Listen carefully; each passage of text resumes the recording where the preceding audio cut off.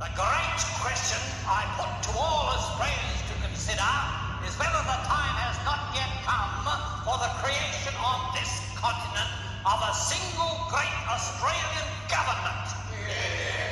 As distinct from the ragtag and bobtail of subject colonial sycophants now in existence.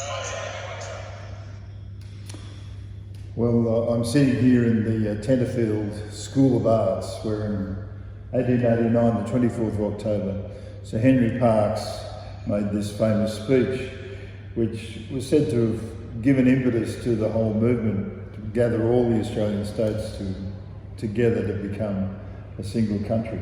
In fact, on the desk here it says, Sir Henry Parkes had that night sounded with no uncertain voice the first notes of an orchestral burst which would vibrate through the whole of the Australian colonies. This is where he kind of put his rhetoric to work. You can read his story, it's a long story, but he had a long history here in Australia of involvement with New South Wales politics, trying to shape a colony and then to bring Australia to some sort of independent single unit. And that was no easy thing because the colonies were very divided, very divisive, very tense about their borders and free trade and tariffs and all that sort of thing.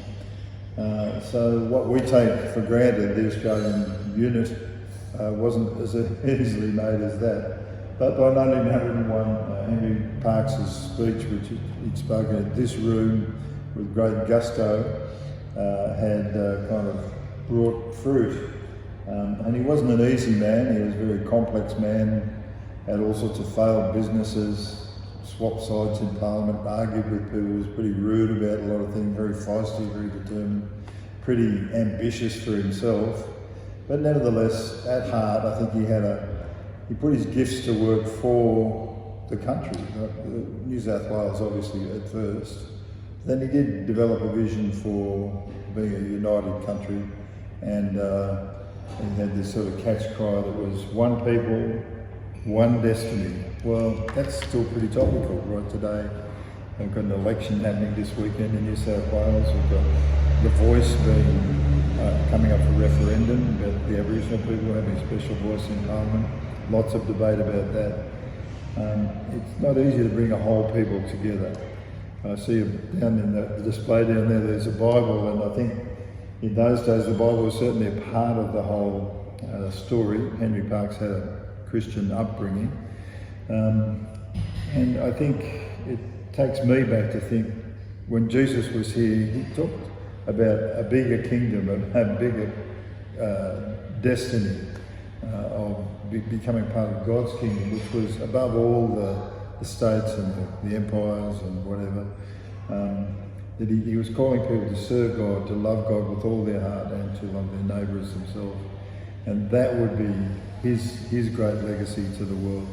One people, one destiny, in following him and following the Father in heaven. Well, I think that anyway.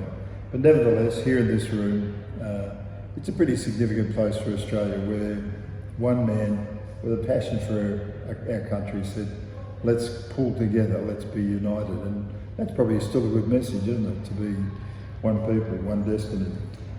So here's to Henry Parkes.